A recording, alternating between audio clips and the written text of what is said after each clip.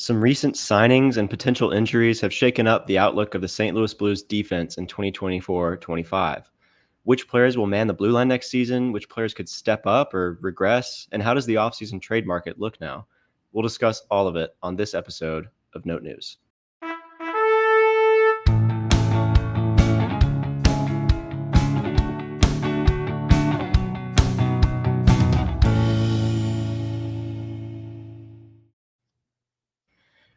So the news broke last night as we're recording this, or I guess yesterday. We're recording this on July 17th.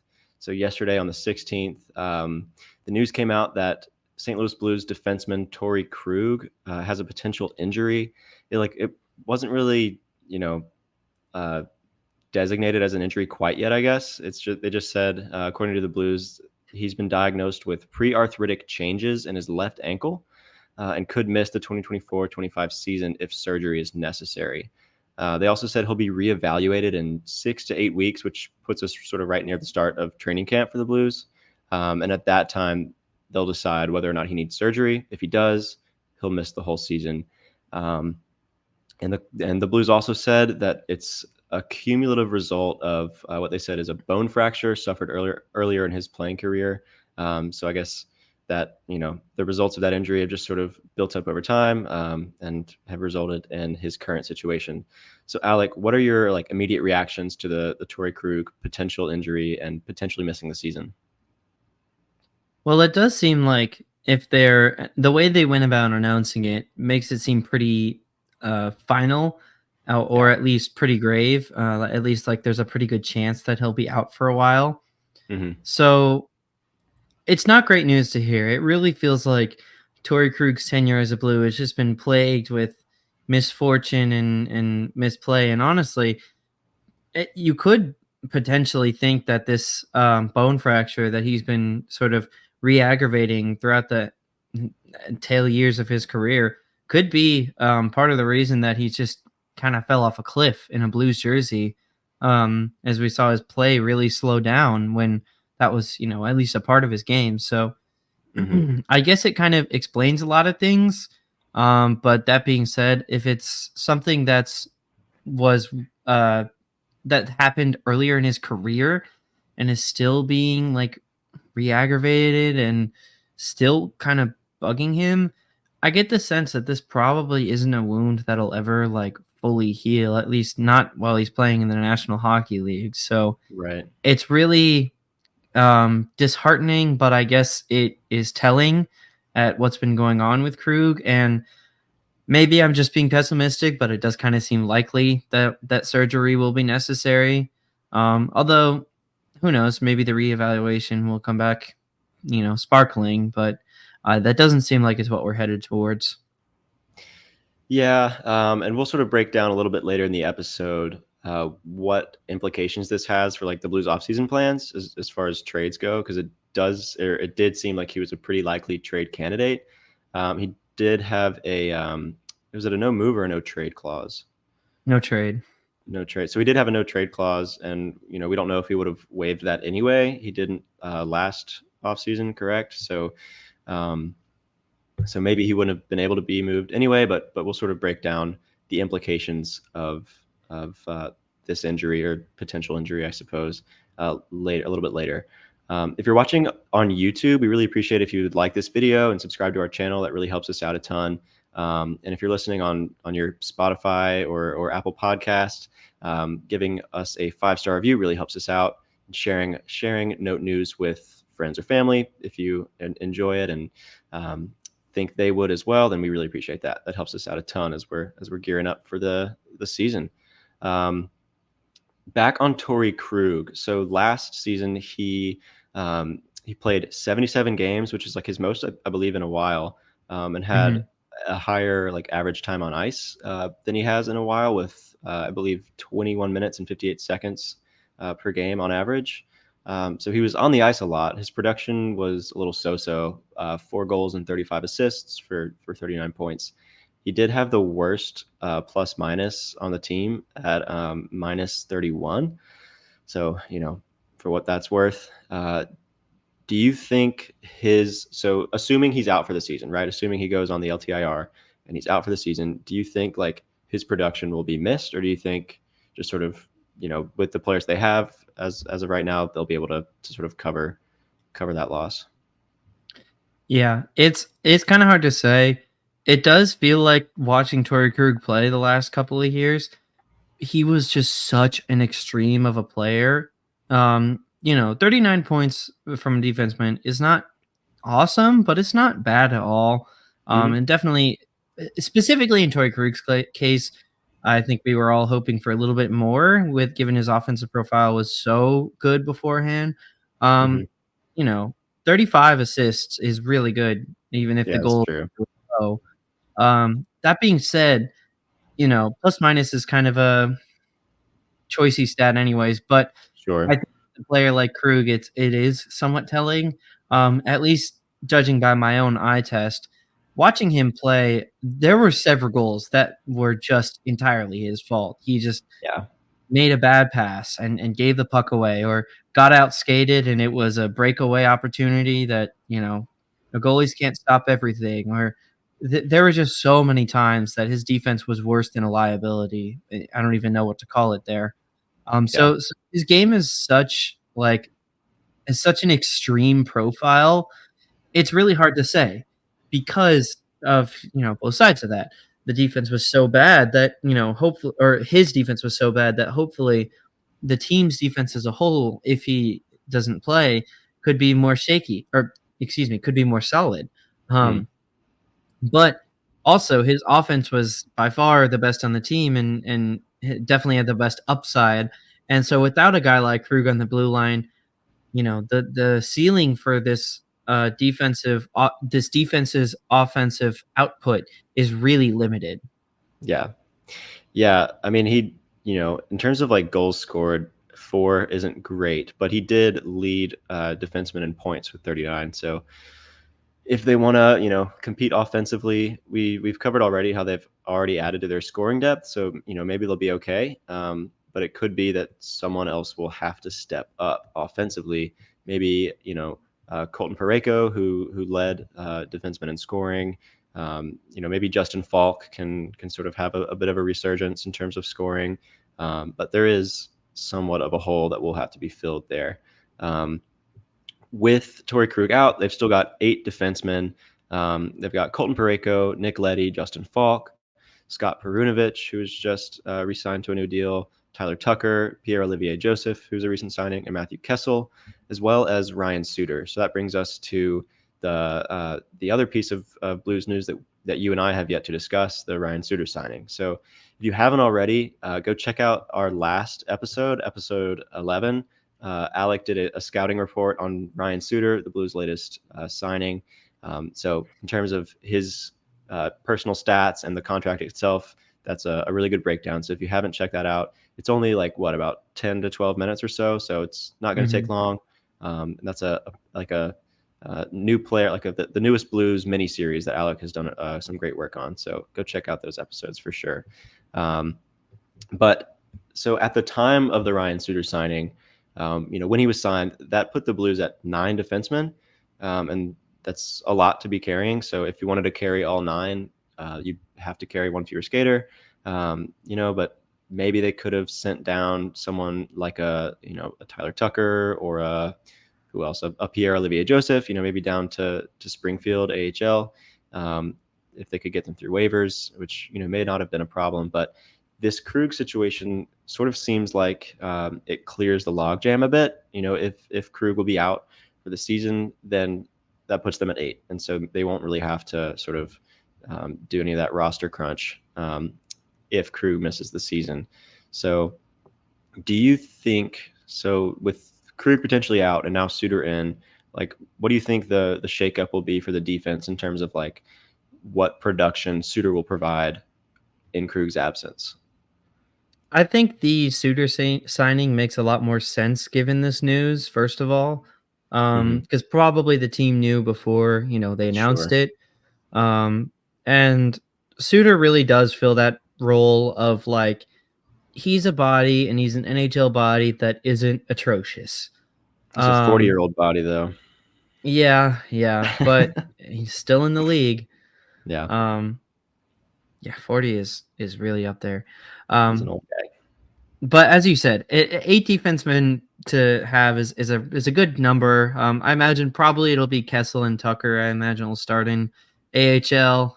It might be a while before we see Kessel, depending on injury or play. But I don't know. I could be wrong. And the pairings will probably work themselves out, as mostly they have been. I think it'll still be Pareko and Letty on the top pair. You probably pair Falk with Perunovic, and then whoever's left on the bottom line, Pierre Olivier and Suter, or Suter and Tucker, or however they see best. But yeah, I mean, it's when you look at those pairings, it does kind of. Torey Krug is a player we've talked about a lot, as he is such an extreme, as I said. But looking at the pairings without Krug, it seems a lot more steady, but it also just is so much less exciting. Like, I really don't know how much I know that this defensive group is going to contribute. We kind of are really banking on like a Justin Falk bounce back season. He had a really good offensive profile and had some good like half seasons put together, but the year-end numbers just never really get there. Honestly, Justin Falk is someone that I thought was going to be a lot better than he was. So, it relies on Pareko, who's like 34, I want to say, to not slow down. It relies on a guy like Perunovic, who is 25. He could have room to grow. I'm not sure if I believe in it, but for that isn't really worth a ton. So, but without Krug on the ice, there's just a lot more what ifs about the offensive production from the blue line, and that does kind of lower the floor for this season. And so, yeah, as you said, we kind of hope that those extra forwards can help pick up the slack and do so not just on special teams. Yeah, you sort of got at it a little bit in there. And as we discussed with the scoring depth on our previous episode with both of us on, we mentioned, as you just mentioned, Justin Falk as a potential candidate to break the 10 goal barrier. Just breaking down like his stats. Let's see. Last year in 23-24, he had 60 games played, 2 goals and 28 assists for 30 points. That was his worst season in a couple of years. The year before, 22-23, he played all 82, 11 goals and 39 assists for, let's see, that's 50 points, and that was a career high. A year before that, 76 games played, 16 goals and 31 assists for 47 points. So with Krug out, do you see him as like a potential candidate to really like sort of have a bounce back season, I guess, and provide that offensive depth on the blue line that the Blues kind of really need without Krug? And if not, like, what other names, I guess, would you think of as favorites to sort of provide that offensive ability? Yeah, I mean, I think Falk's kind of the guy that it has to be. I think he has probably the best chance to do it. I like his shot the best, his vision to be a playmaker. Like I said, he's had, and as you just broke down, he's had solid offensive seasons throughout his career. And I mean, it's going to take a lot for, he hasn't shown that level of play, honestly, since 21-22. So I would like to see Falk bounce back, but nothing that he's done in the past 2 seasons has shown me that he can. But I don't think it's completely out of him. Like, I don't think there's a 0% chance he does. It's just probably, I don't know, 50, 60% if I'm being optimistic. Sure. Other guys that I think could fill that role. Yeah, I mean, Pareko. Okay, sorry, he's 31. Excuse me. So hopefully Pareko can still just continue at his offensive pace. Do I see him getting much better? I kind of don't, and I'm not sure I want to, because I feel like that would come at some of the cost of his defensive game. And that's really like why we have Colton Pareko. That being said, if he's paired with Nick Leddy, if you can get one of those guys to be a more defensive guy and the other to be a more offensive guy, you got to think that Pareko would probably be the more offensive of the two. But I don't know. I like Nick Leddy's skating. Anyways, I think one of Pareko or Letty could do it. It's just I would put that percentage at like, I don't know, 1 in 3 or something, 33%. Yeah, and then I mean Perunovic, he's only been in the league a couple years, but for some reason I can't really get behind this guy in terms of like super high upside. I like him a lot as a, you know, middle bottom 4 or even third pairing defenseman. But in that role he's fine. Can he become more? I hope so. I just don't know if I believe in it, but he's still very young, and you know, sometimes young defensemen just take a while to figure it out. Look at Vince Dunn. And then other than that, like I would probably, you know, if we're still going through this exercise, I would probably look to someone like Matthew Kessel. I feel like of the two young defensemen that are around the NHL level, Tyler Tucker and Matthew Kessel, I feel like Tyler Tucker fits more into that Colton Pareko role, just like big body, throwing around hits, blocking shots, doing a NHL defenseman thing, but not really ever going to light it up on the stat sheet. Kessel, seems like probably he fits in a similar role. Maybe he has more of an offensive profile. But I don't know. He's 6'2", so not quite as big. And I feel like he had more of an offensive profile as a prospect. Additionally, we haven't really seen him much at the NHL level. But to ask that of a second-year defenseman is just such a big leap to make. So, yeah, without Krug on, there's a lot more what-ifs, as I said. Guys I think could step up. I would say Falk is the number one. Like, you almost hope he has to. And if it's not Falk, one of the top pairing guys, or maybe one of the two, you know, young guys in Kessel or Perunovic. Yeah, hope so. I think in terms of like a bounce back, Falk, as I said, is like a pretty solid, you know, option in terms of like if he can get back to that level, then that would be like a big difference making, you know, a big difference maker. But you know, the likelihood of that happening is, you know, maybe a little lower. What about regression? Like, who do you see regressing just defensively? You know, we're not really talking about offense today. Who do you see on the blue line? Yeah. Who do you see taking a step back next year? Obviously, you've got Ryan Suter. I'm not really sure what the Blues are doing with this one. He turns 40 this year, right? In let's see, he turns 40 in January. So old guy, but he's still like the past 3 seasons, he still has played all 82 games. So like he's consistently out there. He only had 17 points last year, 25 points the year before that, and 32 the year before that. So there is some regression, and you covered that on the scouting report as well. Sort of his you know, his trends as a player. Maybe he'll regress some more.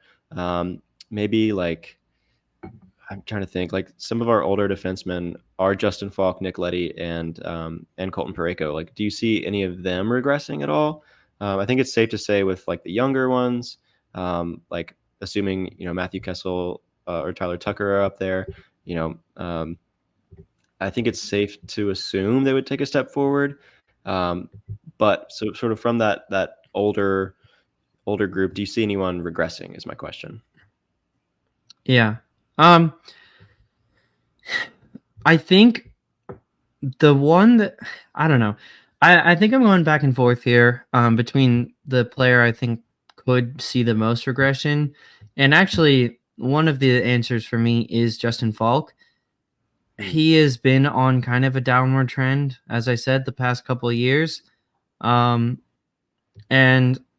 really, it's this is going to be a big season for him because it could be closing in fast on his last year in the league. If he continues this downward trend that he's been on, then he probably doesn't have a lot left to play. If he stabilizes and just kind of levels out as like a bottom 4 demon, then he won't be out of the league, but it's certainly not what we're hoping for. And he could definitely, you know, fall back into his, when he was playing at a much higher level. I think there's a chance he regresses. I'm not going to say it's likely. I think between regressing and just like staying the course of his like so play, probably those are the more two likely outcomes. But Yeah. I do think it's all on the table for him. And the other one, honestly, as much as it hurts me to say it, I do think Nicoletti's probably my other guess here if I had to assume someone was going to regress. Hmm. He's 33, and as I've brought up a couple times, I think the best thing about his game is his skating ability, and that's like the first thing to go as you age. So I'm Hmm. not sure that he's due for just a fall off a cliff level of production Yeah. drop off, but there's a chance that there's probably an outside shot that happens. But even in the more realistic case where it doesn't happen like that, I think he probably is slowly but surely succumbing to father time. But Hmm. emphasis on the slowly part. It's just like he'll still be a very solid defenseman, just a little bit less solid each year for the remainder of his contract. I mean, of the other guys, honestly, like, okay, this doesn't really count as regression, but Pierre-Olivier Joseph is like someone who seems to have pretty good tools, but it's just never been good. So it's not Hmm. really regression, but I'm not very excited about Olivier Joseph, as in terms of what he's done so far. In terms of his Yeah. player profile, I am, but I don't know. I guess that's just a side tangent on him. And then Yeah. Suter's kind of a weird one because he's so old, like so old, and he's so slow, like one of the slowest players in the NHL, Yeah.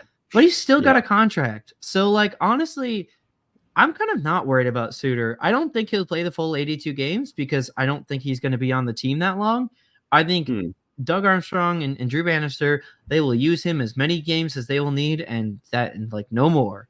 And honestly, like I Yeah. trust them to do that. I think at some point that's his spot is going to be taken over by Tucker or Kessel. Hmm. But I don't really see him regressing, more so just playing at the same bottom pair defenseman level. So for my regression candidates, I do think it's probably going to be Falk or Letty. Honestly, I think Letty's probably more likely, but Hmm. I'm going to believe in him because I'm a fan of his game. Yeah, it really seems like with Torey Krug potentially out, Justin Falk might be the biggest variable for the Blues in 2024-25. Either he's going to Definitely. step up, either he's going to step up and reclaim sort of his old offensive form, maybe score 10 to 20 goals and provide some assists offensively, or maybe he'll regress. He's getting older, and it might be that he takes a step back, but it really seems like it, you know, if he's able to step forward, the Blues can have a real shot. If he steps back, then it might be a lost cause. So that sort of brings me to my next question, which is actually the question that you wrote on our rundown. Is there any hope?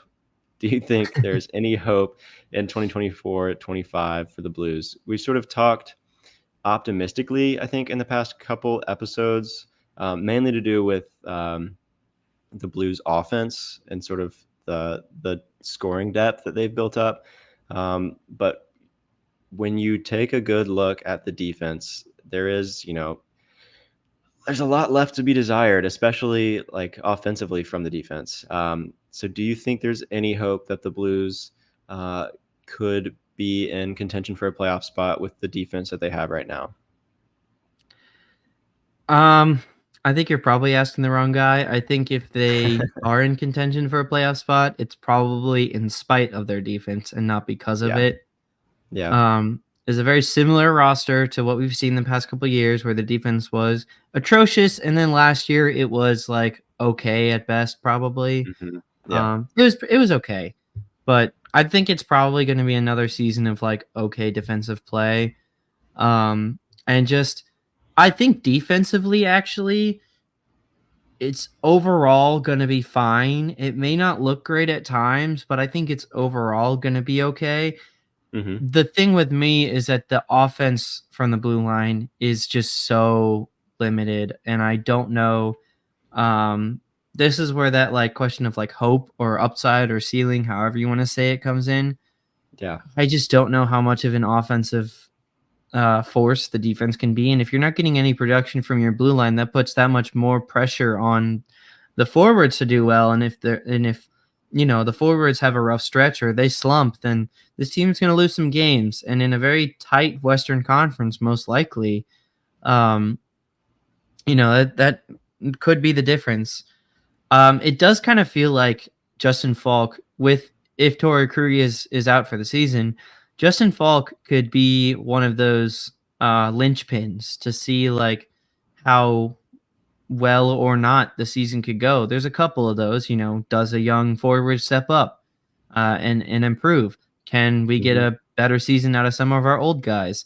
And I think Justin Falk's season is a really big one. I'd also like to throw caution to Blues fans because it seems like he always has a really good first month, and we're like, all right, or at least I'm like, Justin Falk is back, and Mhm. then he just gets worse and worse, and by like trade deadline time, he's like so bad.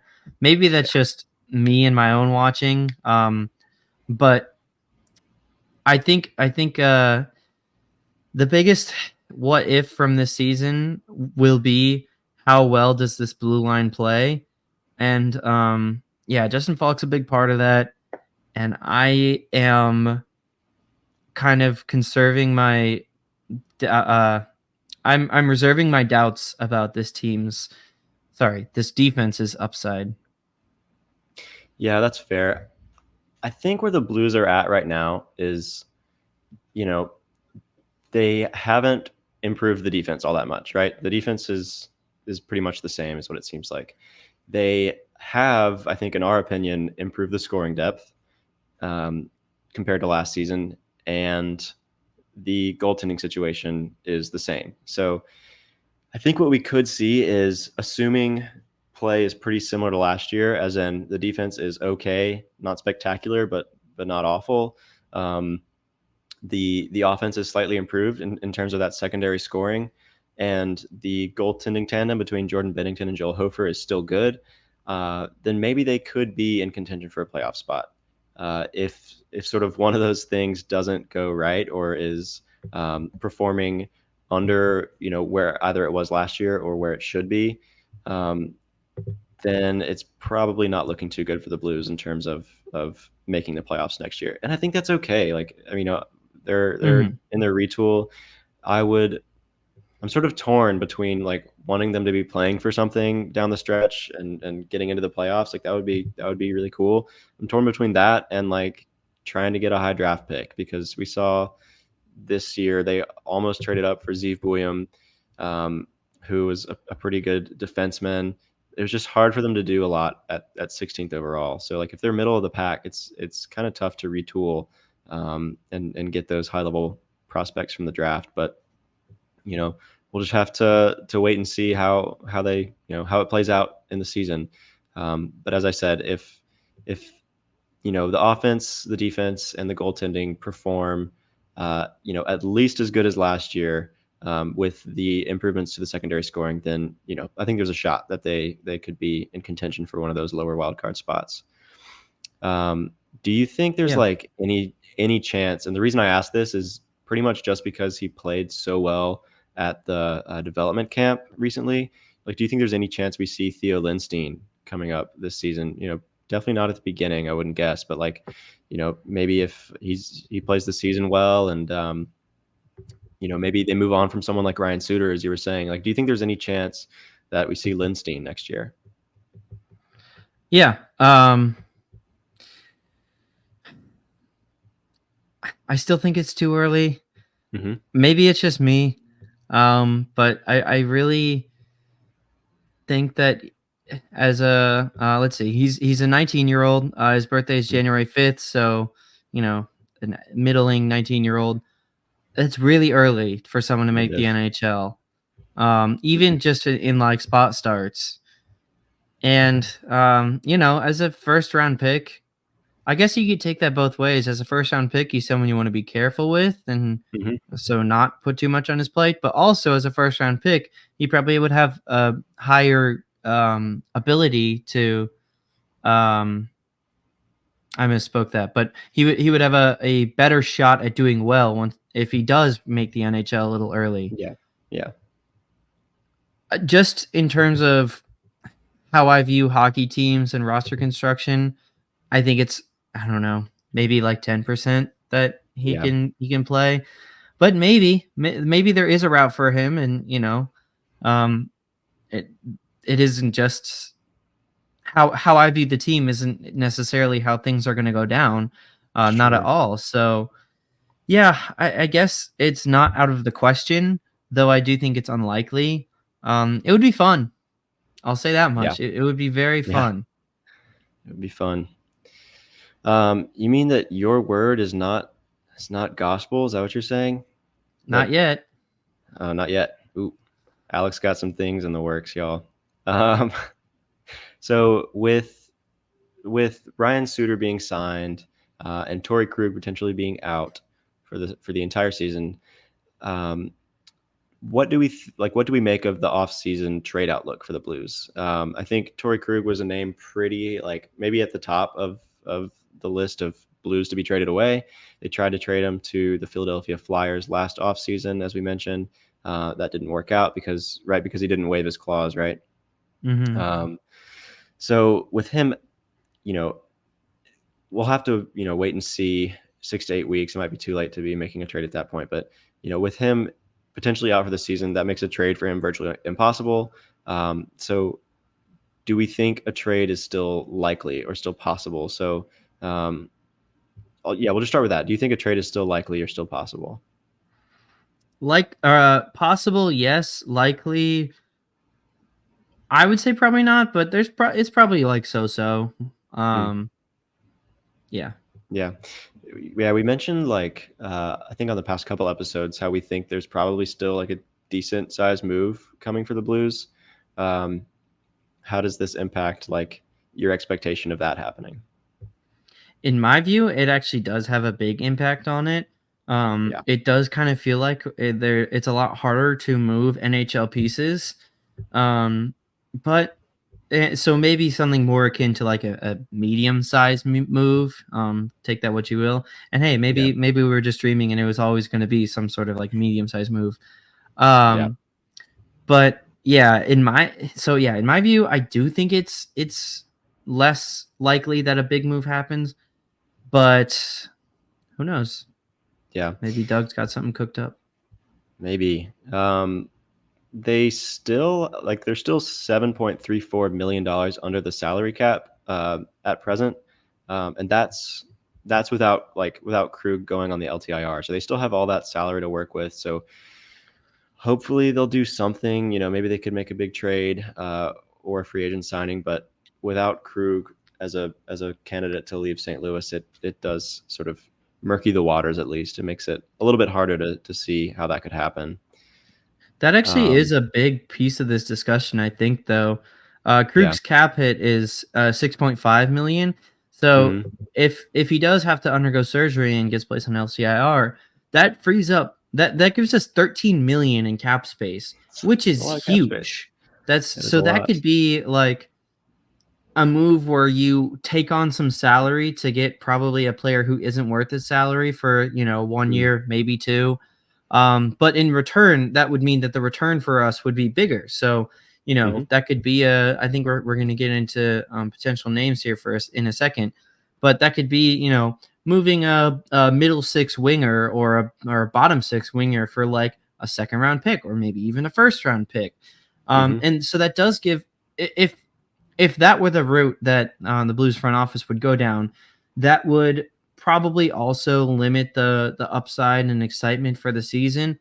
But it does really boost that long term plan that I think we've been thinking about and talking about. And again, long term really meaning like 2 to 3 years, not like 6 or 7 full rebuild here. Yeah. And even if not, that does also that 13 million in cap space gets them the freedom to like make a bigger move at the trade deadline or take on Mm-hmm. more salary at the trade deadline to get even more of a chance at, next year's draft or a prospect or whatever, stuff Yeah. like that. So, yeah. Yeah. As far as Torey Krug goes, he's got 3 years left on his current deal. And if he's out for the season next year, then that would be 2 years following this coming season, right? So there's still a little bit of control left, and I mean the longer we get into the deal, the less they'll get back for him. But we'll just have to It wait and does get a see. lot easier to move Yeah, because yeah. after this season, it's a modified no trade clause with a 15 Mhm. team no trade list for the last 2 years. And Mhm. also trying to trade away Torey Krug for 2 years of control versus for 4 years of control does sound like an easier proposition for teams to, settle with or be okay with. That's true. So maybe this is just me coping, but maybe this is setting them up really well for when they start to enter that competitive window. Yeah, sure.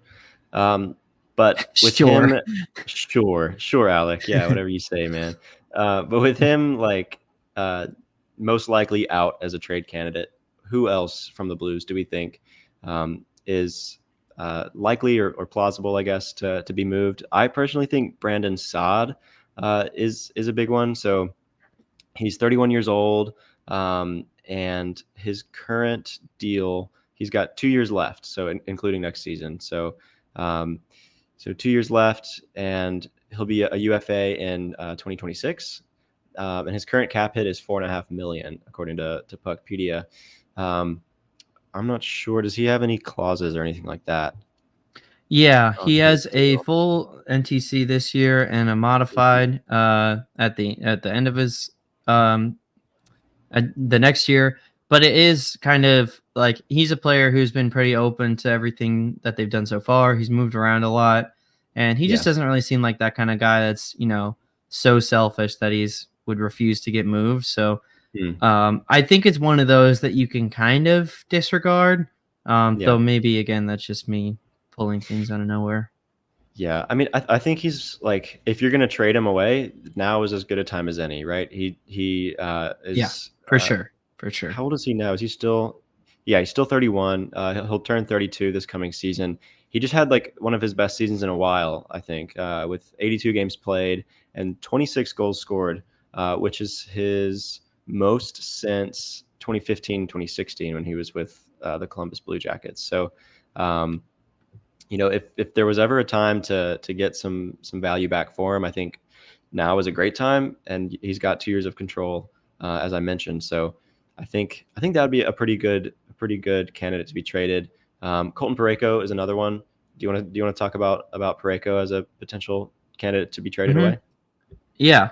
One more thing on Saad is that Armstrong did mention that he actually has a lot of interest around the league Yeah, too. So it could be yeah, mutual interest from both teams' parties as well as Saad's parties.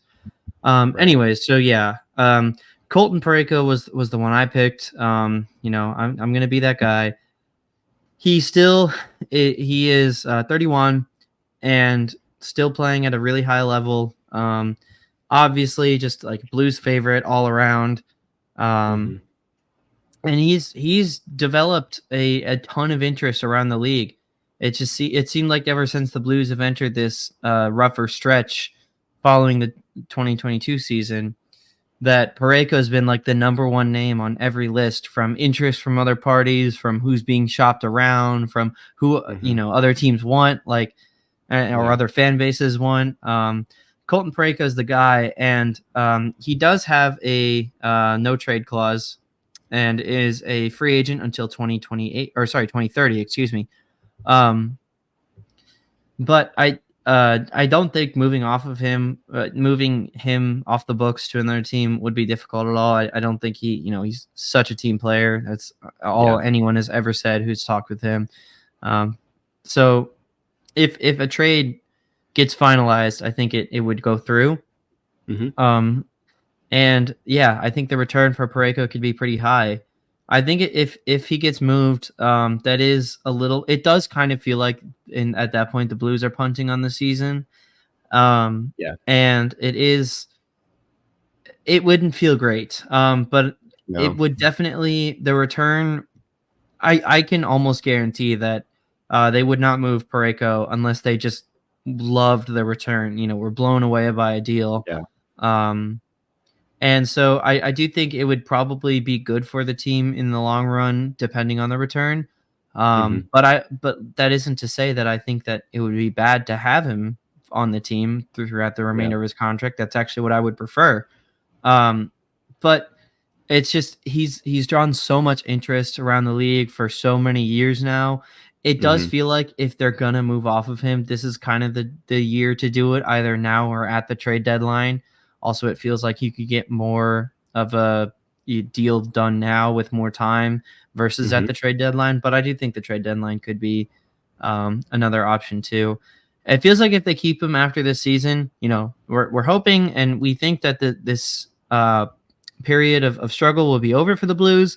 And probably at that point, you'd want to keep a guy like Parayko around, especially at 6.5 million on his contract. That's a really good deal for the level that he plays at, especially Yeah. with how the market has just shot up. I mean, that could look like a steal of a contract even by this season. Yeah. So it's as likely as the return will be. Um, it just has to be a really knock your socks off deal. Mhm. I don't know. It would certainly feel bad, and I'm with Blues fans there that it would feel horrible. But Yeah. in periods of struggle, you sometimes you got to give up talent to get future talent. Yeah, exactly. Sure. Sure, Alec. Sure. Um, What but do I know? what do you know, Alec?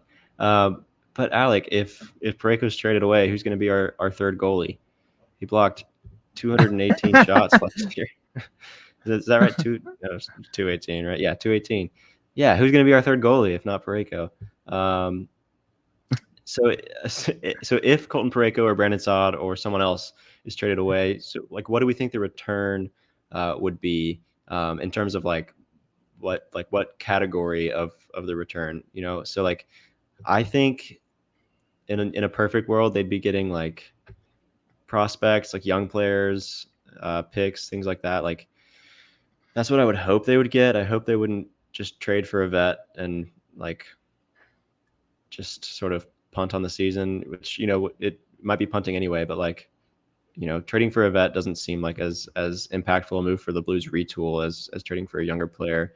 Um, definitely is. But sort of, what do you think what do you think the return could be for like a player like Parayko or Saad or someone like that?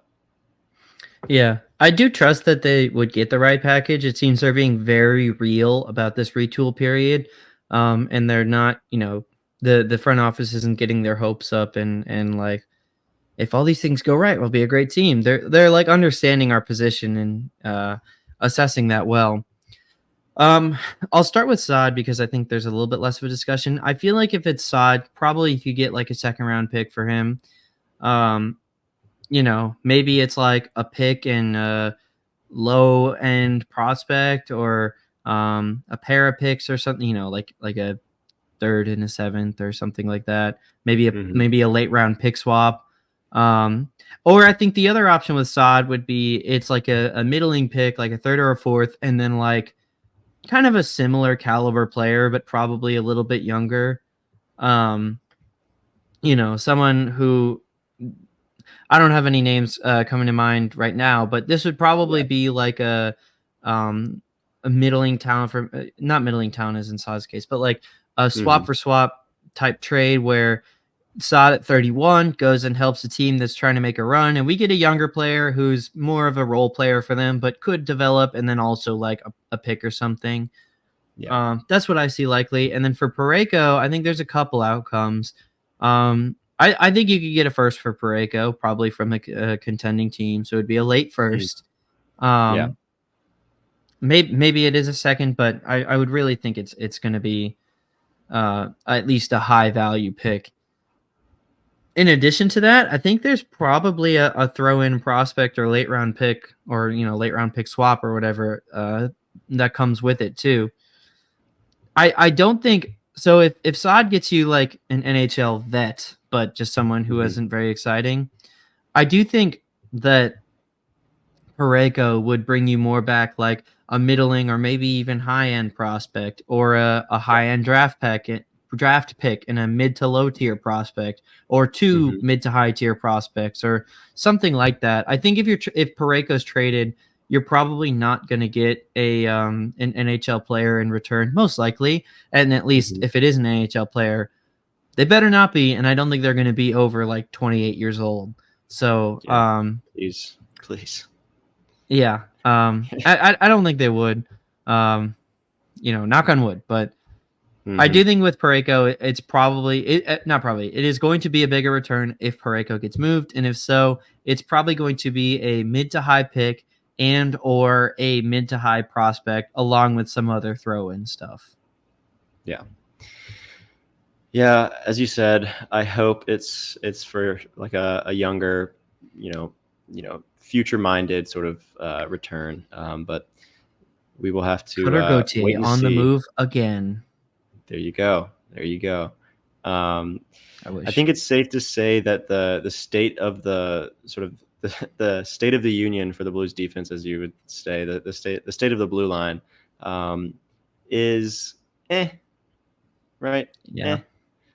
not great. As we said, they weren't terrible last season. I think they get a lot of slack for last season, but when you really like dive into how they measured up against the rest of the league, it wasn't awful. Obviously, you want it to be better, especially if you're contending for the playoffs or the Stanley Cup. So that's going to definitely have to be something that the Blues address long term as they look to move out of the retool that they're in right now. But for right now, I think you've sort of got your with Krug out, you've sort of got still your 8 players right now that could slot in as your blue line players. So again, 6 to 8 weeks, Torey Krug will be reevaluated, and we'll just have to wait and see what the implications of that situation are. But in the meantime, Alec and I are going to be bringing you more off-season content. We're going to evaluate the Central Division, sort of an outlook for next season. We're going to be covering the Blues prospects, sort of evaluating different young players in the Blues system. And we're also going to be making some predictions at some point for the upcoming season once we get a little closer to the start of the season. If you haven't already, please give this video a like. Please subscribe to our YouTube channel. That really helps us out as we look to get going before the season starts. If you're listening on Spotify or Apple Podcasts, a 5-star rating goes a long way. We really love to read those. And follow us on social media, on Instagram and Twitter at Note News Pod, and TikTok, right? We're on TikTok now. We haven't Yeah. posted anything quite yet, but that's coming soon as well. So give us a follow on all those platforms. Engage with us. We love it. Yeah, so we'll see you next time on Note News. Thanks for listening. Thanks for watching. Let's go Blues. Let's go Blues.